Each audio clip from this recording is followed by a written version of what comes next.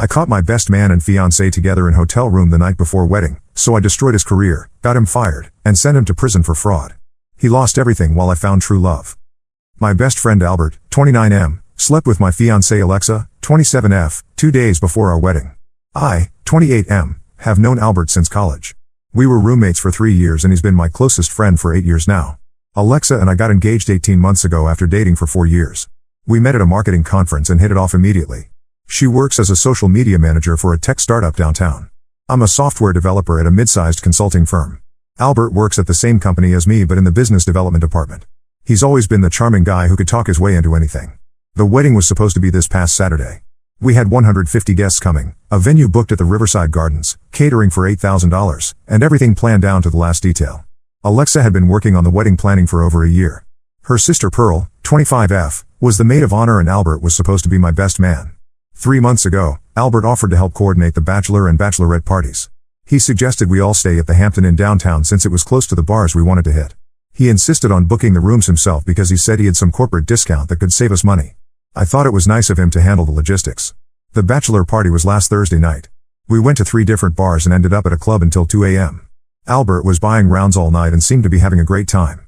Alexa's bachelorette party was the same night but they went to different places.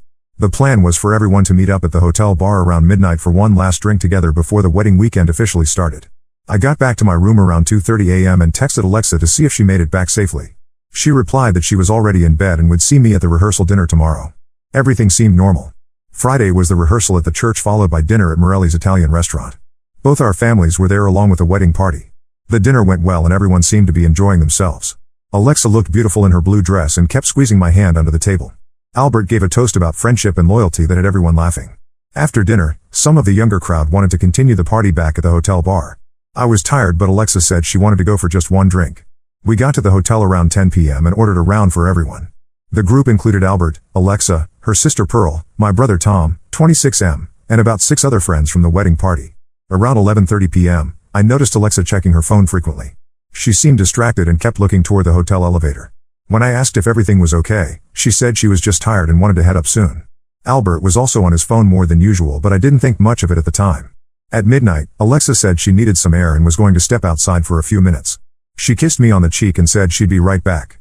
I was talking to my brother about the golf tournament we were planning for next month. After about 20 minutes, I realized Alexa hadn't come back. I texted her and she replied that she was feeling overwhelmed and had gone up to her room to rest. I looked around and noticed Albert was also missing. His beer was still half full on the table. I asked Pearl if she knew where Albert went and she said she thought he went to get more drinks from the bar upstairs. But when I checked, the upstairs bar had closed at 11 p.m. I went to the parking garage to see if either of their cars were there. Alexa's Honda was in her assigned spot but Albert's black BMW was gone. This struck me as odd because he had been drinking and shouldn't be driving anywhere. I went back to the bar and tried to enjoy the rest of the evening but something felt off. At 1 a.m., most people started heading to their rooms. I texted Alexa again to say goodnight and she replied with just a heart emoji. Usually she would write out full messages, especially the night before our wedding. I couldn't sleep and kept checking my phone. Around 2 a.m., I opened Instagram to scroll mindlessly. Alexa had posted a story 3 minutes earlier. It was a photo of what looked like a hotel room window with the city view. But there was something in the corner of the image that caught my attention. On the nightstand, I could see a room service menu with the number 412 printed at the top. Alexa was supposed to be in room 238. I had the room assignments list because Albert had shared it with the groomsmen earlier in the week. I got dressed and took the elevator to the 4th floor. Room 412 was at the end of the hallway. I stood outside the door for about 5 minutes trying to convince myself I was being paranoid. Then I heard Alexa's laugh from inside the room. It was her distinctive giggle that she does when she's really enjoying herself. I knocked on the door. There was silence for about 30 seconds, then shuffling sounds. Albert opened the door wearing just a hotel bathrobe. His hair was messy and he had lipstick on his neck. Behind him, I could see Alexa sitting on the bed with the sheet pulled up to her chest. Albert looked me straight in the eye and said he could explain. I walked past him into the room. Alexa started crying and saying my name over and over. I pulled out my phone and took 3 photos before either of them could react. I told Alexa she could keep the engagement ring because it was fake anyway. This wasn't true but I wanted to hurt her in that moment. Her face went completely white. I told Albert that his friend Stephanie, 26F, from the accounting department had been collecting evidence of him taking credit for her work on the Morrison account and the Patterson proposal. His smug expression disappeared instantly. Then I told them both that I had just forwarded the photos to Albert's girlfriend Lisa, 28F. He had been dating her for 6 months and had introduced her to our friend group just last month. Alexa started screaming at Albert asking if he had a girlfriend this whole time. I left them arguing and went back to my room. I called my parents at 3 a.m. and told them the wedding was cancelled. My mom started crying, but my dad just asked what I needed them to do. I told them to call the vendors in the morning and cancel everything. I drove to Danny's diner and sat there until 6 a.m. writing emails to our HR department about Albert. I had screenshots from Stephanie showing how Albert had presented her market analysis as his own work. I also had email chains where he had pressured junior staff to work unpaid overtime on his projects. By 7 a.m. Saturday morning, I had cancelled the photographer, the florist, the DJ, and the catering. The venue was the hardest call because they kept asking for a reason. When I told them what happened, the manager said they had dealt with similar situations before and offered to refund 70% of our deposit instead of the 20% stated in the contract. Alexa had sent me 47 text messages and 12 emails by noon on Saturday. She went from apologizing to accusing me of overreacting to begging me to call her. In one of her emails, she blamed Albert for manipulating her and said she realized she had made a terrible mistake. She sent these emails from her work account, which I knew was monitored by her company's IT department. Lisa called me Saturday afternoon. She thanked me for sending the photos and said she had suspected Albert was cheating but hadn't had any proof. She told me Albert had been lying to her about where he was spending his evenings and had been getting phone calls he wouldn't answer in front of her. Lisa and I met for coffee on Sunday morning. She brought a folder full of evidence about Albert that she had been collecting. Apparently, he had been cheating on her with at least 2 other women besides Alexa. She had screenshots of dating app conversations and credit card receipts from restaurants where he had taken other women. Lisa works as a project manager for one of our company's biggest clients. She told me she planned to bring her concerns about Albert's professional conduct to her supervisor. Her company had been considering expanding their contract with us, but she said Albert's behavior would definitely impact that decision. On Monday morning, I went to HR with Stephanie and we presented everything we had on Albert. The HR director, Patricia, 45F, took detailed notes and said they would launch an immediate investigation. She asked if I needed time off to deal with a personal situation, but I said I preferred to stay busy with work. Albert was called into HR on Tuesday morning. According to Stephanie, he was in there for over 2 hours. When he came out, his face was red and he looked shaken. He tried to approach me at my desk, but I walked away. Alexa kept calling and texting, but I never responded. On Wednesday, she showed up at my apartment building. The doorman called up and I told him not to let her up. She stood outside for an hour holding a sign that said she was sorry. I watched from my window as building security eventually asked her to leave. Albert sent me one text message on Thursday. It just said that I had ruined his life. I replied with a screenshot of him standing in the hotel room doorway in his bathrobe, and wrote underneath it, "You ruined your own life." Update 1: A lot has happened since my last post and I wanted to update everyone who was following this situation. The past 3 weeks have been intense, but things are finally starting to settle down. Albert was fired from our company last Friday. It wasn't just because of the evidence Stephanie and I presented to HR. It turns out Lisa had been documenting his unprofessional behavior for months. She brought detailed records to her supervisor showing how Albert had been lying to clients about project timelines and overcharging for services he wasn't actually providing. Lisa's company was considering terminating their contract with us because of Albert's conduct. This contract represents about 15% of our annual revenue, so when Lisa's supervisor called our CEO directly, things moved very quickly. Albert was called into a meeting with HR, his department head, and the CEO on Thursday morning. He was terminated effective immediately and escorted out by security. The HR investigation also revealed that Albert had been falsifying expense reports for the past year. He had been claiming meals and travel expenses for client meetings that never actually happened. The total amount was over $12,000. Our company is pursuing legal action to recover the money. Alexa was also fired from her job, but for different reasons. Remember how she had been sending me emails from her work account? Well, her company's IT department flagged the personal emails as a misuse of company resources.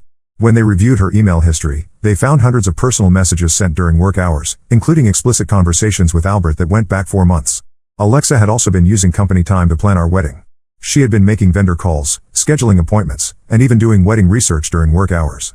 Her supervisor found browser history showing she spent 2 to 3 hours per day on wedding planning websites instead of working on her assigned social media campaigns. But the thing that really got her fired was that she had been giving Albert inside information about her company's social media strategies. Her startup was competing for the same clients as Albert's department, and she had been sharing confidential campaign details with him. This violated her non-disclosure agreement and several company policies. The most satisfying part happened 2 weeks ago. Albert had been scheduled to present a major project proposal to potential clients. This was a big deal because landing this contract would have meant a promotion for him. I knew about the presentation because it was all he had talked about for months. What Albert didn't know was that I had discovered his entire presentation was copied from a competitor's public case study. I had found the original document while doing research for my own project. It was published by a marketing firm in Chicago 6 months ago and was available on their website. I printed out the original case study and left it on Stephanie's desk with a note suggesting she might want to share it with the appropriate people. She forwarded it to Patricia in HR, who then shared it with the department head. On the day of Albert's presentation, instead of presenting to clients, he was called into another HR meeting. They confronted him with the plagiarized material and he couldn't explain how his presentation was nearly identical to the Chicago firm's case study. This was the final straw that led to his termination. Lisa has been incredibly helpful throughout this process. She connected me with a lawyer who specializes in employment issues because Albert had been threatening to sue me for defamation. The lawyer reviewed all my evidence and said Albert had no case. Everything I had shared with HR and Lisa was factual and well documented.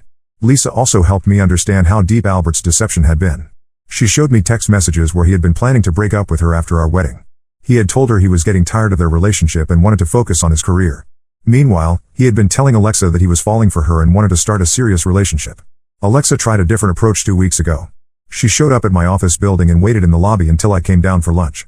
She followed me to the sandwich shop across the street and tried to start a conversation. I ordered my food and left without acknowledging her. She then sent a letter to my apartment through my building's mail system. It was 6 pages long and detailed how sorry she was and how Albert had manipulated her. She claimed he had told her that I was having doubts about the marriage and was planning to call off the wedding anyway. She said he convinced her that I wouldn't be hurt because I secretly didn't want to get married. I showed the letter to Lisa and she laughed. She told me Albert had used similar manipulation tactics on her.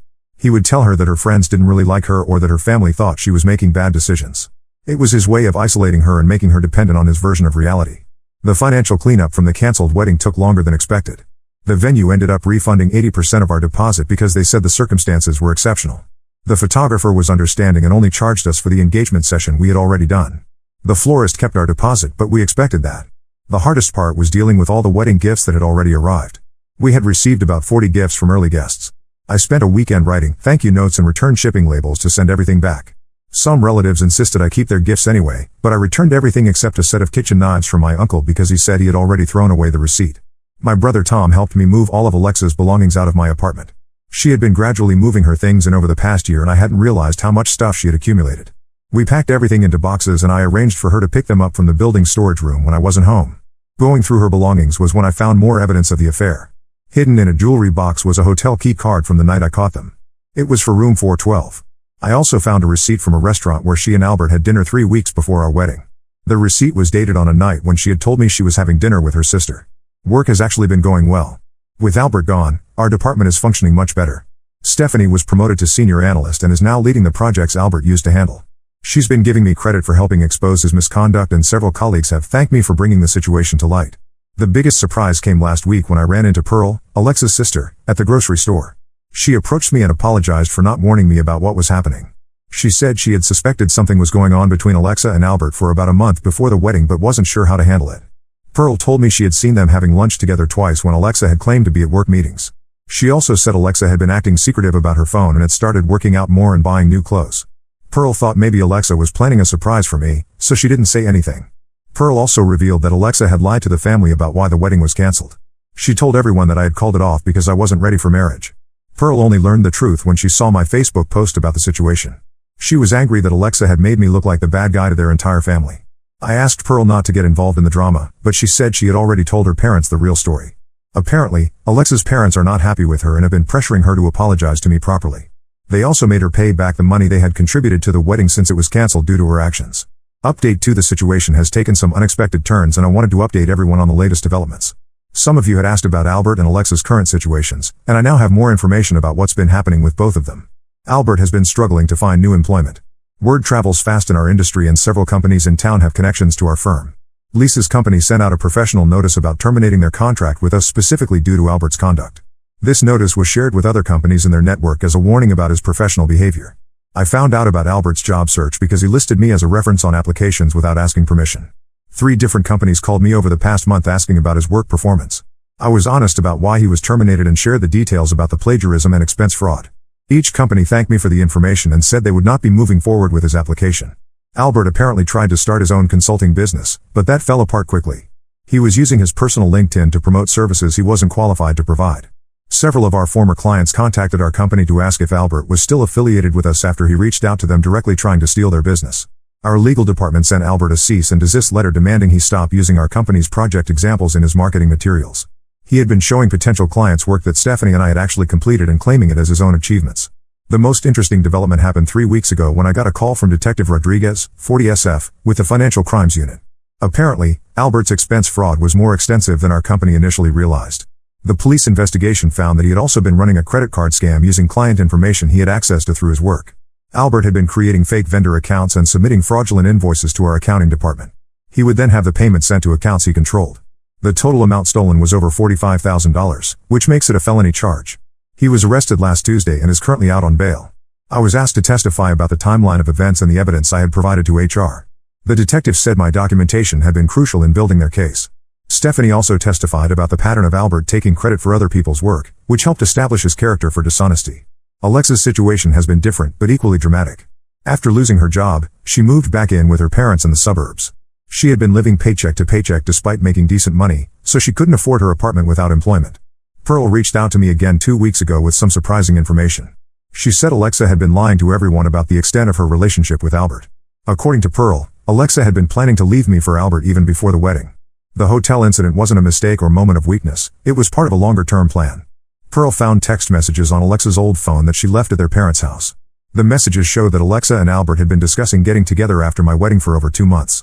They had planned for Alexa to go through with the wedding to avoid embarrassing both families, then divorce me within a year so they could be together openly. The messages also revealed that they had been intimate multiple times before the hotel incident. They had been meeting at Albert's apartment when Lisa was out of town for work.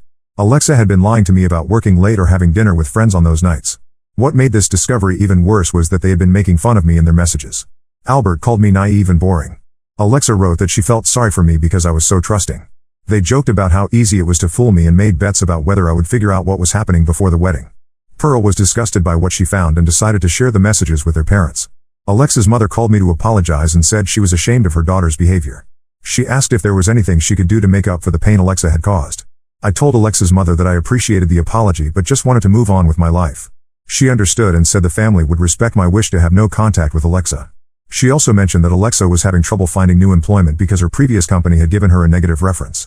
The legal consequences for Alexa came from an unexpected direction. Remember how she had been sharing confidential information with Albert about her company's social media strategies? Well, her former employer filed a lawsuit against her for violating her non-disclosure agreement and causing them to lose 2 major clients. One of those clients had been considering a large social media campaign but chose a different agency after learning that their confidential information had been shared.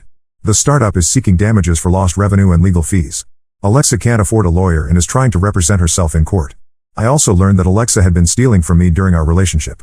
When I was going through bank statements for the lawyer, I noticed several unauthorized charges on my credit card. Alexa had memorized my card number and had been making small purchases that I hadn't noticed. The total amount was about $800 over 6 months. These weren't emergency purchases or things for our shared expenses. She had been buying clothes, cosmetics, and paying for lunches with friends. When I confronted her about this through Pearl, Alexa claimed she thought I wouldn't mind because we were engaged and planning to share finances anyway.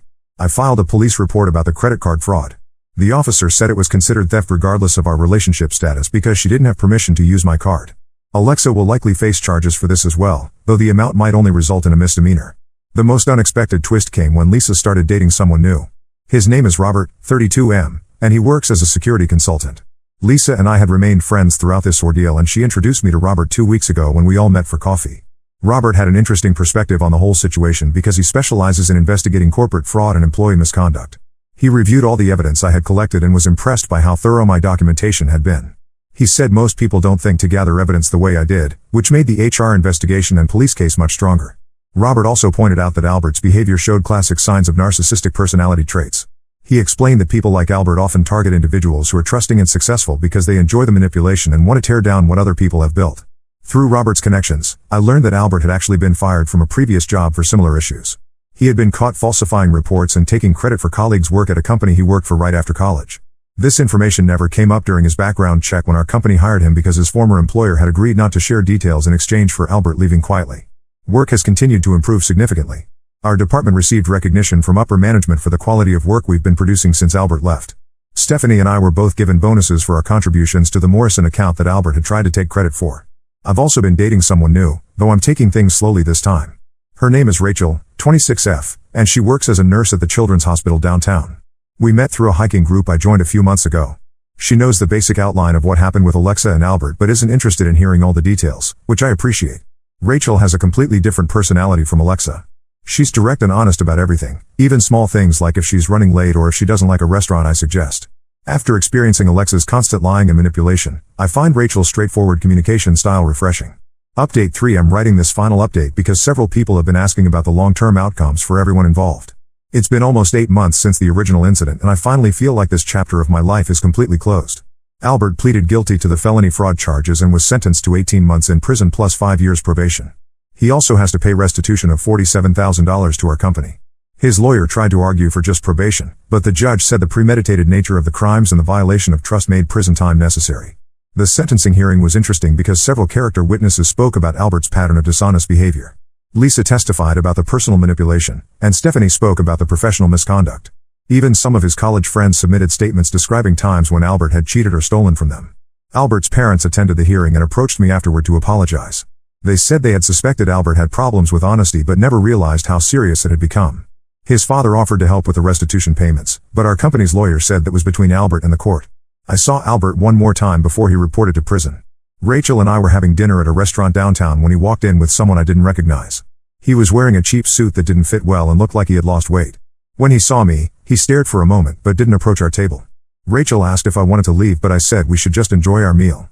About 10 minutes later, Albert's dinner companion got up and left the restaurant abruptly. Albert sat alone for another few minutes, then paid his check and left without finishing his food. I later learned from Lisa that his date had recognized him from the news coverage of his arrest and decided she didn't want to be associated with him.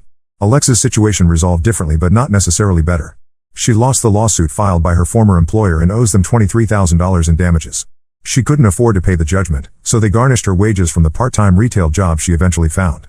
The credit card fraud charges against Alexa were dropped after she agreed to pay full restitution plus court costs. She paid me back the $800 through a payment plan over 6 months. Her mother actually made most of the payments because Alexa's income was so low. Pearl told me that Alexa had to move back into her childhood bedroom and is working at a clothing store in the mall. She applied for dozens of jobs in marketing and social media but can't get hired because of the negative reference from her previous employer and the background check issues from the lawsuit. The most dramatic development with Alexa happened about 2 months ago. She started dating Albert's younger brother Kyle, 25M, apparently thinking this would somehow help her stay connected to Albert while he was in prison. Kyle works as a mechanic and had never been close to Albert, so this plan backfired spectacularly. When Kyle learned the full story of what Albert and Alexa had done, he broke up with her immediately. He also told his family about Alexa's role in Albert's downfall, which eliminated any possibility of her getting sympathy or support from that direction. Kyle later called me to apologize for his brother's actions and to let me know he had no intention of maintaining any relationship with Alexa. Alexa made one final attempt to contact me about 3 months ago. She sent a letter through a mutual friend asking if I would write a character reference for her to help with job applications. The friend who delivered the letter said Alexa was convinced that a positive reference from me would prove to employers that she wasn't a bad person. I declined to write the letter and asked the mutual friend not to serve as a messenger for Alexa again. I explained that writing a reference would require me to lie about Alexa's character, which I wasn't willing to do. The friend understood and said she hadn't realized the extent of what Alexa had done. My life has moved forward in every positive way possible. Rachel and I have been together for 6 months now and the relationship continues to be healthy and drama-free. She has 2 young kids from a previous relationship, and I've enjoyed getting to know them. We've talked about moving in together next year after her lease expires. Work has been excellent. I was promoted to senior developer and now lead a team of 4 people including Stephanie. We've landed several major contracts and our department has become one of the most profitable in the company. The CEO mentioned our turnaround as an example of how removing toxic employees can transform an entire workplace culture. I also bought a house in a different neighborhood across town.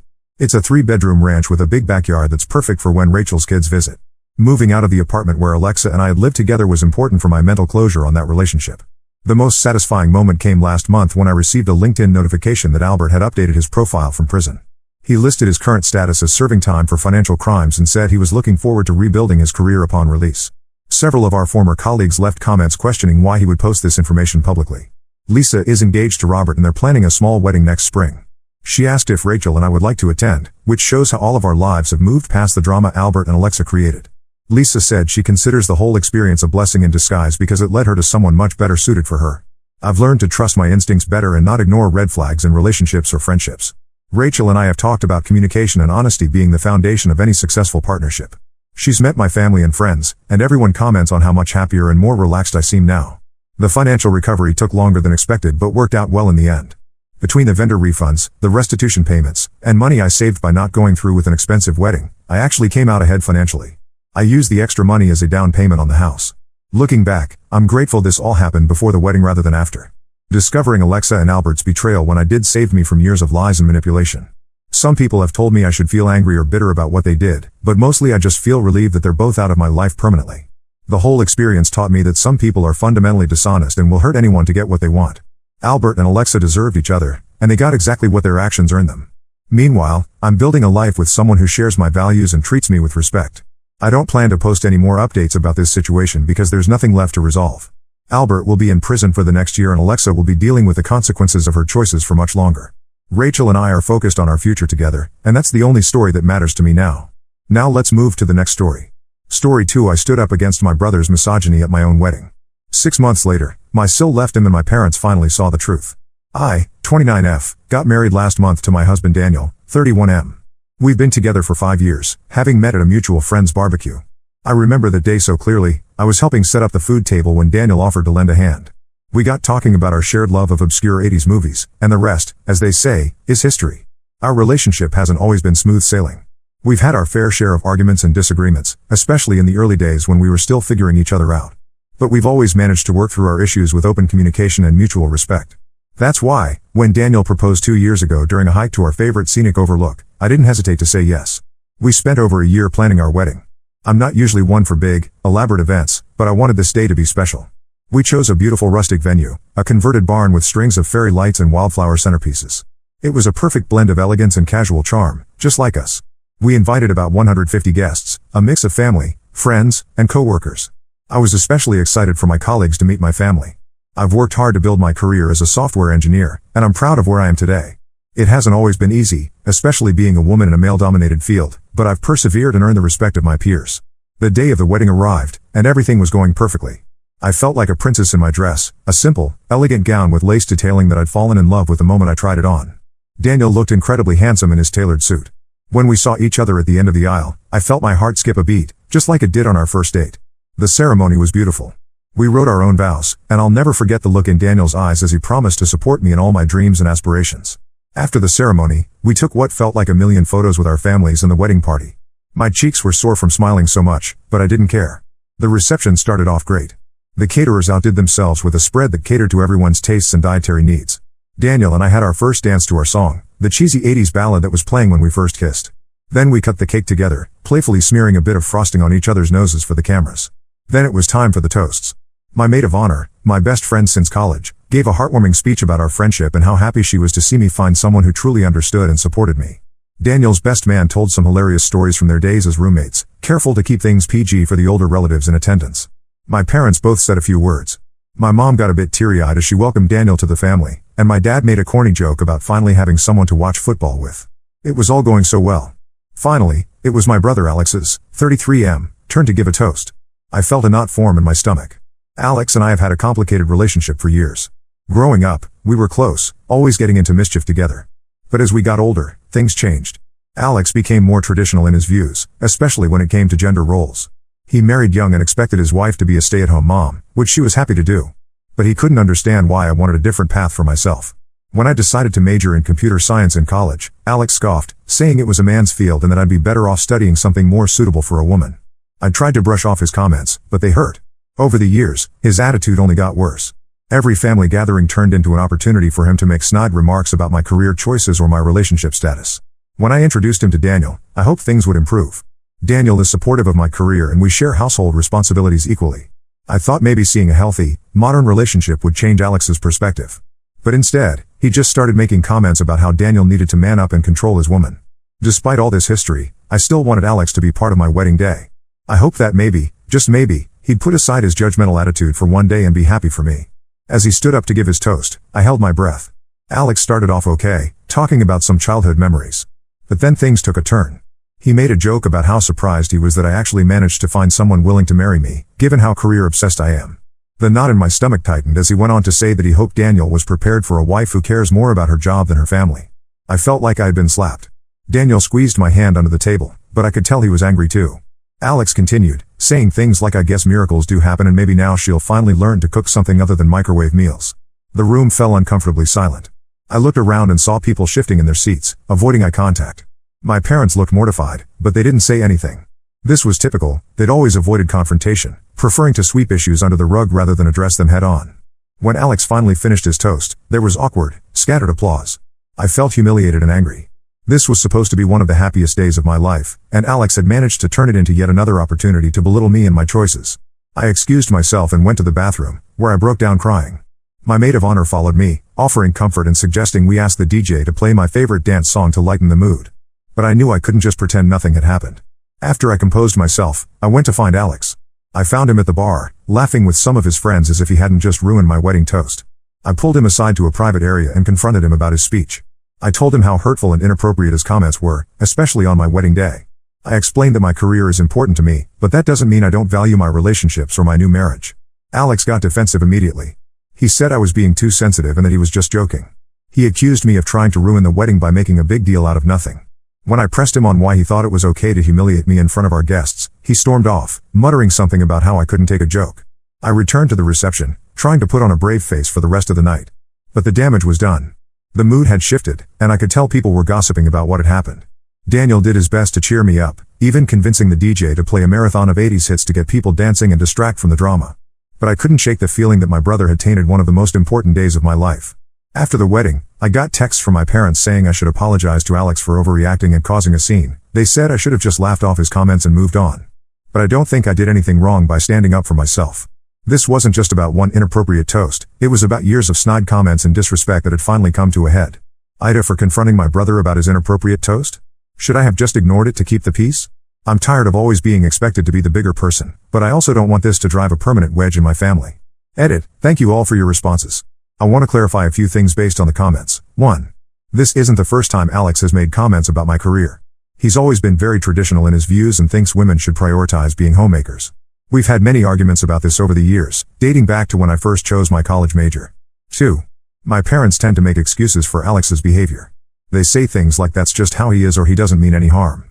They've never really held him accountable for his actions, which I think has only enabled his behavior. 3. Daniel has been incredibly supportive throughout all of this. He wanted to confront Alex himself, but I asked him not to because I didn't want to make the situation worse. He's been my rock through all of this, reminding me that I have nothing to be ashamed of. 4. For those asking about my career, I'm a software engineer at a tech company. I've been with the company for 5 years and was recently promoted to a senior position. I love my job and have worked hard to get where I am. Alex has always seemed resentful of my success, often making comments about how I'm neglecting my feminine side by focusing on my career. Update 1. It's been about a month since my original post, and a lot has happened. First, I want to thank everyone for their supportive comments. Reading them helped me realize that I wasn't overreacting and that my feelings were valid. It's been a difficult month, but your words have given me strength. A week after the wedding, my parents invited the whole family over for dinner. They said they wanted to clear the air and move past the wedding incident. I was hesitant, but Daniel encouraged me to go, saying it might be a chance for Alex to apologize. Daniel offered to come with me for support, but I decided to go alone, feeling like I needed to handle this myself. When I arrived at my childhood home, I was immediately hit with a wave of nostalgia. The house smelled like my mom's signature lasagna, a dish she always made when she was trying to smooth over family tensions. As I helped set the table, I was reminded of countless family dinners, some happy, some tense, but always ending with us coming together as a family. I hoped this dinner would be the same. Before dinner, my mom pulled me aside and asked me to be the bigger person and apologize to Alex for embarrassing him at the wedding. I was shocked. It was like we were kids again, with me always being expected to apologize even when Alex was clearly in the wrong. I refused and told her that I had nothing to apologize for. She looked disappointed but didn't push the issue further. During dinner, the tension was palpable. We made awkward small talk about the weather and my cousin's new baby, carefully avoiding any mention of the wedding. Finally, my dad cleared his throat and brought up the elephant in the room. He said we all needed to move on and forget about the wedding incident for the sake of family harmony. Alex piped up, saying he was sorry if I couldn't take a joke. It wasn't a real apology at all, and I could feel my anger rising. I thought about all the times I'd let his comments slide for the sake of keeping the peace, all the family gatherings I dreaded because of his attitude. I took a deep breath and decided it was time to address the issue head on. I calmly explained how hurtful Alex's words were, not just at the wedding but throughout our lives. I talked about how his constant belittling of my career choices had affected our relationship. I brought up specific instances, like the time he told me I was wasting my time when I was studying for a big certification exam, or when he implied that Daniel wasn't a real man for supporting my career. I also pointed out that making sexist comments about a woman's role in a marriage was never okay, joke or not. I explained how his attitudes were outdated and harmful, not just to me but to all women who want to pursue careers. To my surprise, my sister-in-law Lisa, 31F, spoke up. She said she had always been uncomfortable with the way Alex talked about women's roles and that she agreed his toast was inappropriate. She revealed that she sometimes felt pressured to conform to Alex's idea of a perfect wife and that it had caused tension in their marriage. This seemed to catch Alex off guard. I don't think he'd ever considered how his views might be affecting his own wife. My parents were clearly uncomfortable with the confrontation. They kept trying to change the subject, suggesting we have dessert or look at old photo albums. But I stood my ground. I told them that I was tired of them making excuses for Alex's behavior and that if we were going to have a relationship moving forward, things needed to change. Alex got defensive again, accusing me of being oversensitive and unable to take criticism. But when I asked him to explain exactly what he was criticizing about me and his toast, he couldn't give a straight answer. He stammered something about how I should be grateful that Daniel was willing to put up with my career ambitions. The dinner ended on a tense note. My parents were upset that we couldn't just let bygones be bygones. Alex left in a huff, dragging Lisa along with him. Before they left, Lisa apologized to me quietly and asked if we could talk more another time. After I got home, Daniel was waiting up for me. He listened patiently as I recounted the whole evening, offering words of support and reassurance. He told me how proud he was of me for standing up for myself and suggested that maybe we should take some space from my family for a while, which I agreed with. The next day, I got a surprising text from Lisa. She said she had been thinking about our conversation and realized how much Alex's attitudes had affected her too. She confessed that she had given up her own career ambitions early in their marriage to fit Alex's idea of a good wife, and she was starting to regret it. She asked if we could meet for coffee to talk more. I'm meeting Lisa next week. I'm nervous but hopeful that maybe this could be a turning point in our relationship. As for Alex and my parents, I'm still unsure how to proceed. I know I can't change them, but I'm also not willing to keep accepting their behavior. I'm considering suggesting family counseling, but I'm not sure if they'd be open to it. Thank you all again for your support. It's given me the courage to stand up for myself and set boundaries with my family.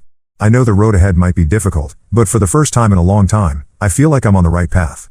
Update 2. It's been 2 months since my last update, and I wanted to share some developments. First, my meeting with Lisa went really well. We met at a quiet cafe near her workplace. I was surprised to learn she had recently started a part-time job at a local bookstore. Over coffee, we had a long, honest conversation about our experiences with Alex and my parents. Lisa confided that she had been struggling in her marriage because of Alex's outdated views on gender roles. She revealed that she had always dreamed of becoming a teacher, but Alex had discouraged her, saying that a wife's place was in the home. She said my confrontation at the family dinner had been a wake-up call for her, making her realize how much she had compromised her own desires to fit Alex's expectations. As we talked, Lisa opened up about her own family background. She came from a very traditional household, where her mother had always deferred to her father in all decisions. She realized that she had unconsciously fallen into the same pattern with Alex, afraid of rocking the boat or asserting her own needs. I shared some of my own struggles, both in my career and in standing up to Alex over the years. We laughed over some of the ridiculous things Alex had said in the past, finding humor in situations that had once only brought pain. By the end of our meeting, I felt like I had truly connected with my sister-in-law for the first time. Lisa and I have been meeting regularly for coffee since then, and it's been great to build a stronger relationship with her. She's even expressed interest in learning more about my career, asking questions about what I do and how I got into tech. It's been refreshing to have a family member show genuine curiosity about my work instead of dismissing it. As for Alex, things are still tense. He's been avoiding me, which honestly has been a relief. I've heard through Lisa that he's been complaining to his friends about how I've turned his wife against him, but he hasn't confronted me directly. Part of me hopes that this time apart will give him a chance to reflect on his behavior, but I'm not holding my breath. The most significant change has been in my relationship with my parents. After several heated phone calls and a lot of soul-searching, I decided to set some clear boundaries. I told them that I love them, but I'm no longer willing to tolerate their enabling of Alex's behavior or their dismissal of my feelings. At first, they were upset and accused me of tearing the family apart. My mom cried, saying she just wanted everyone to get along like we used to. I reminded her that even when we were kids, things weren't as harmonious as she remembered. She had just chosen to ignore the problems. But after a few weeks of limited contact, they seemed to be coming around. My mom called last week and actually apologized for pressuring me to forgive Alex without addressing the real issues. It was a small step, but it felt like progress. She even asked me about my work, showing a level of interest she never had before. Daniel has been my rock through all of this. He's supported my decisions and has even taken on the role of communicating with my family when it's been too stressful for me. His unwavering support has made me even more certain that I married the right person. We've had many discussions about family dynamics and how we want to approach things if we have children in the future. It's reassuring to know we're on the same page about creating a respectful, egalitarian household. On a personal note, I've been focusing on my own growth. I've started seeing a counselor to work through some of the long-standing issues with my family. It's been challenging to unpack years of complicated emotions and dynamics, but I already feel like I'm developing better tools to handle conflicts and set boundaries. At work, I've been channeling my energy into a new project. I'm leading a team developing an app that connects young girls with mentors in STEM fields. It's been incredibly rewarding, and I find myself thinking about how different my relationship with Alex might have been if we both had better role models for gender equality growing up. I'm not sure what the future holds for my relationship with Alex, but I'm learning that it's okay to prioritize my own well-being, even if it means creating distance from family members who don't respect me. It's a difficult lesson, but one that I think will serve me well in the long run. Thank you all for your continued support and advice. It's been invaluable in helping me navigate this difficult situation. I feel like I'm growing stronger every day, and a lot of that is thanks to the encouragement I've received here. Update 3, it's been 6 months since my wedding, and I wanted to give a final update on the situation with my family. The biggest news is that Alex and Lisa are separating. Lisa called me a few weeks ago to let me know. She said that after our talks, she started standing up to Alex more about his sexist comments and attitudes. This led to a lot of arguments, and ultimately, Lisa realized she couldn't stay in a relationship where she wasn't respected. Lisa shared that the final straw came when she expressed her desire to go back to school to get her teaching degree. Alex dismissed the idea, saying she was too old to start a new career and that she should focus on having more children instead. Lisa said she suddenly saw their whole relationship clearly and knew she couldn't continue living that way. I feel sad for Lisa, but I'm also proud of her for making such a difficult decision. We've grown much closer over the past few months, and I'm doing my best to support her through this transition. She's staying with a friend for now and is already enrolled in some education courses at the local community college. As for my parents, our relationship is slowly improving. They've started to recognize how their behavior has enabled Alex over the years. My mom has even started reading some books about feminism and gender equality that I recommended. It's a small step, but it means a lot to me. Last week, she called to tell me she had just finished Lean In by Sheryl Sandberg and wanted to discuss it. It was the first time we've ever had a real conversation about women in the workplace. My dad has been quieter about the whole situation, but I've noticed changes in his behavior too. He stopped making those little sexist jokes he used to think were harmless, and he actually asked me to explain my latest work project to him, listening with genuine interest. Alex, on the other hand, has become increasingly isolated from the family. He's blamed me for poisoning everyone against him, but the truth is, people are just finally standing up to his behavior. He refused to attend a recent family gathering, which was actually quite pleasant without the usual tension he brings. Daniel and I are doing great. This whole experience has brought us even closer together. We've had many discussions about family dynamics and how we want to approach things if we have children in the future. We've both agreed that we want to raise our kids, if we have them, in an environment where they feel free to pursue their passions, regardless of gender stereotypes. I've continued with counseling, and it's been incredibly helpful. I'm learning to set healthier boundaries and to not feel guilty about prioritizing my own well-being. I've also connected with a group of women in tech who have become a wonderful support system. We meet monthly to discuss our experiences and challenges in the industry, and it's been empowering to know I'm not alone in my struggles. My STEM mentorship app launched last month, and the response has been overwhelming. We've already matched over 500 girls with mentors, and the feedback has been incredibly positive. I can't help but think about how different my own journey might have been if I'd had access to something like this when I was younger. Looking back, I'm glad I stood up to Alex at my wedding, even though it was difficult. It set off a chain of events that, while challenging, have ultimately led to positive changes in my life and relationships. I've learned that it's okay to demand respect, to set boundaries, and to surround myself with people who support and uplift me. Thank you all for your support throughout this journey. Your advice and encouragement have been invaluable. I feel like I'm in a much healthier place now, both personally and in my relationships. While I know there may still be challenges ahead, I feel equipped to face them with confidence and self-respect.